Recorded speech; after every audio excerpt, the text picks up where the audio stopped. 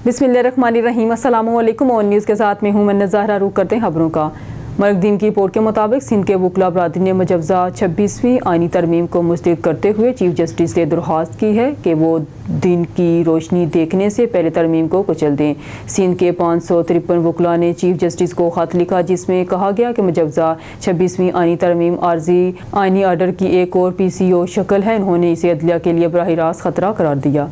इस्लामाबाद से मरकदीम की रिपोर्ट के मुताबिक सऊदी अरब का एक आला सतही वफ़द जिसकी सरबराही मुमलकत के वज़ीर सरमायाकारी खालिद बिन अब्दुल अज़ीज़ फारिया कर रहे हैं, बुध को 3 रोज़ा दौरे पर इस्लामाबाद पहुंचा, जिसका मकसद $2 अरब की बिजनेस टू बिजनेस सरमायाकारी की तजावीज़ को ख़त्मी शक्ल देना है।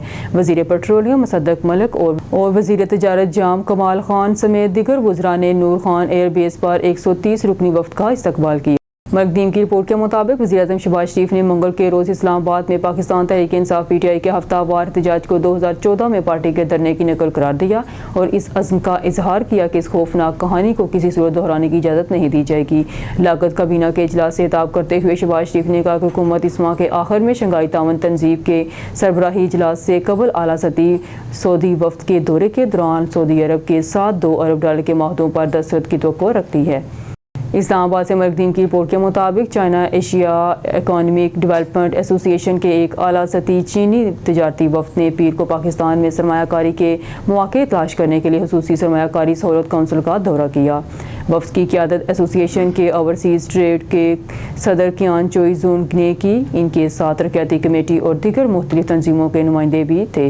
हकाम ने SIFC वफ़द का पुरतपाक इस्तकबाल किया और सनती तरक्की के इम्कानात, सरमायाकारी के इम्कानात और पाकिस्तान के माशी मंजरनामे की अहम खसूसियात के बारे में एक जामिया ब्रीफिंग दी।